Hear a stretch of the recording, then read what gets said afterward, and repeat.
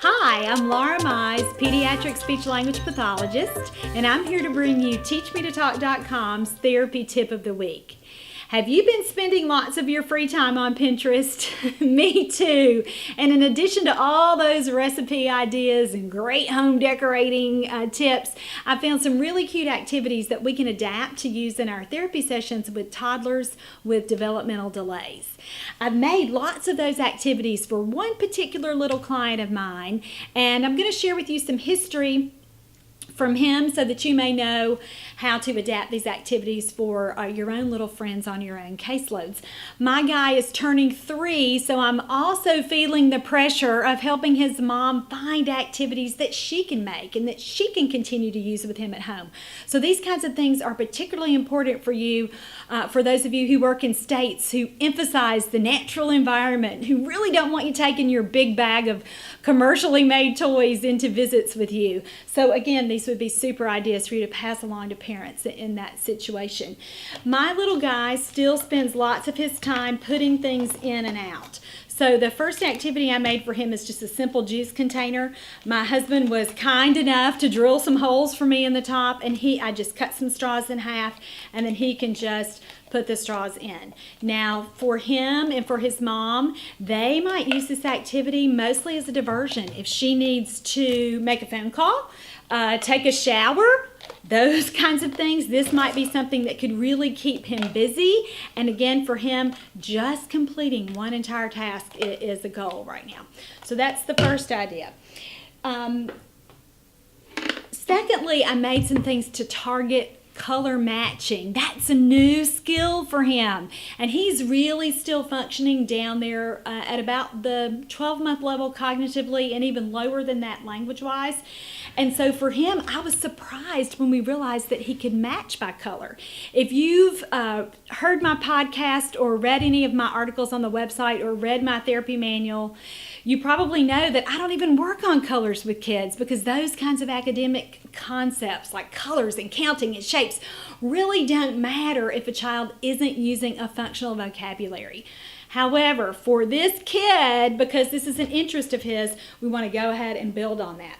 And you'll see I just took a container out from underneath the cabinet in my home and used some popsicle sticks that I already had, and my husband drilled some slots here, and I used a magic marker to make corresponding slots, and we just wanted him to match the color of the stick to the color of the hole.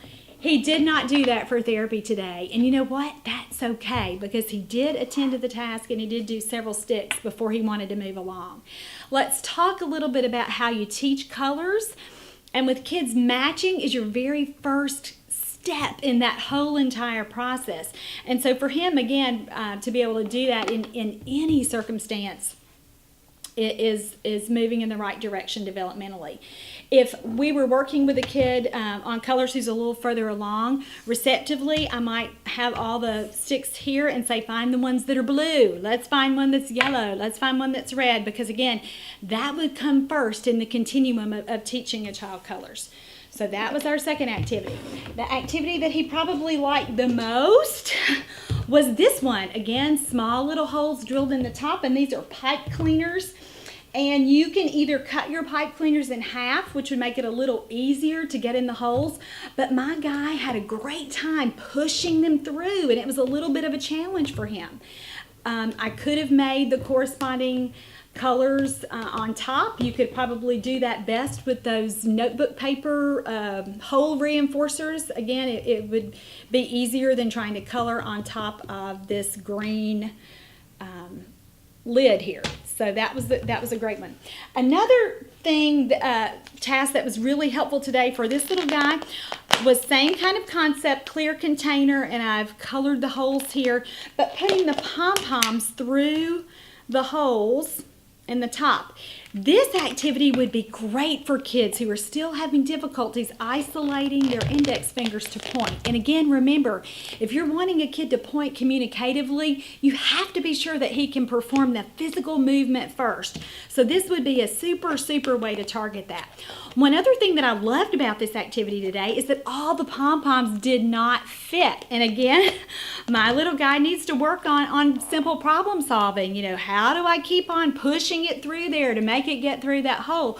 Or maybe even the challenge of some of the pom-poms not fitting in the container. So again, great initial problem solving and working through those whole processes, even with a really homemade toy like this. Next to the last thing we did is I had him sort by color with these little cups. Now, I found these on the birthday party aisle at my grocery store. They look a little bit like shot cups, for lack of a better word, or shot glasses. And you can use these in lots of different ways. My guy likes to stack, and so I could put the different colors out in the different stacks, and without any verbal or visual cues, you can tell if a kid is sorting and matching by color, and he was able to stack the cups with the corresponding color. You could also use this for nesting, kids who might like to nest rather than stack. So again, a great way to target that skill pretty cheaply. There's so many commercially available sets right now to target color matching, but again, we want to give moms and dads options that they can use at home and not spend a lot of money. The last idea that we did today was a little bit more challenging for him. First of all, to make this, just go to Walmart or Home Depot or Lowe's and get some paint samples, and I glued 2 of them together so that it would be same color on each side. And I already had these clothespins.